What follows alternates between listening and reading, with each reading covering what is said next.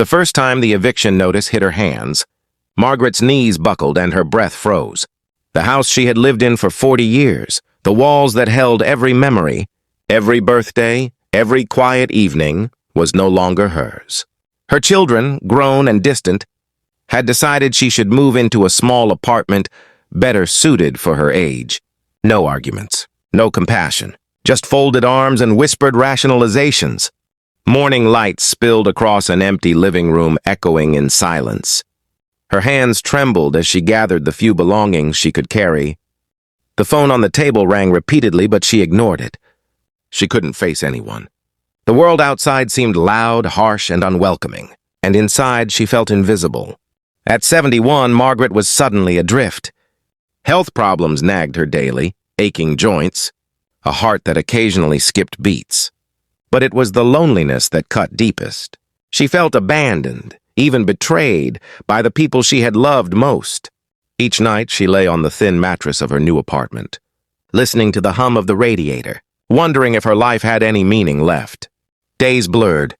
She walked slowly through the small park near her apartment, watching younger people jog, laugh, and live. Each step reminded her of what she had lost: freedom, family, purpose. Shame gnawed at her. How had she let herself end up here, dependent, fragile, and forgotten? One afternoon, while shuffling past a thrift store, Margaret's eyes caught an old wooden easel tucked in the corner. Dusty, chipped, but still standing. Something inside her stirred. It had been decades since she had painted, not professionally, just small landscapes and portraits that once made her heart sing.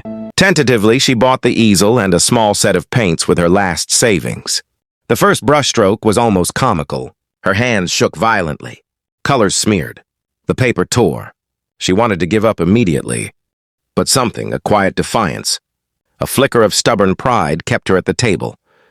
She painted for 5 minutes, then 10, then half an hour, before collapsing in exhaustion.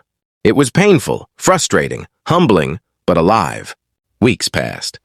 Margaret faced repeated failures.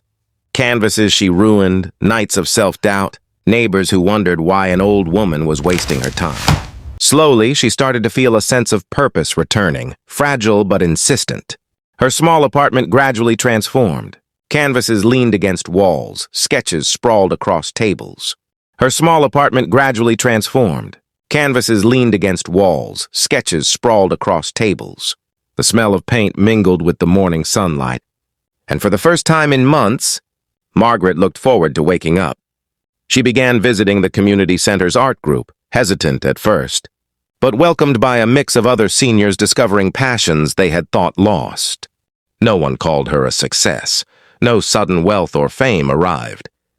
But Margaret discovered something more enduring: dignity, resilience, and the unshakable truth that life, even at 71, could still hold beauty.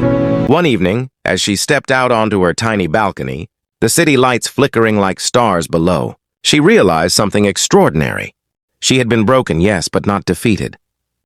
Pain had shaped her, loneliness had tested her, and betrayal had hardened her heart into quiet courage. She lifted her brush one last time, not for anyone else, but for herself. Margaret's journey wasn't perfect. She still stumbled. She still felt fear.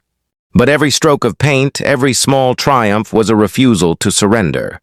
And that's the message she wanted the world to hear. It is never too late. No matter your age, no matter how deep the loss, no matter how heavy the loneliness or doubt, there is always a way to rise, to create, to live fully. Even in your 70s, you can paint a new life one brush stroke at a time. Resilience, courage, and dignity belong to everyone at every age. And if Margaret can find her light again, so can you.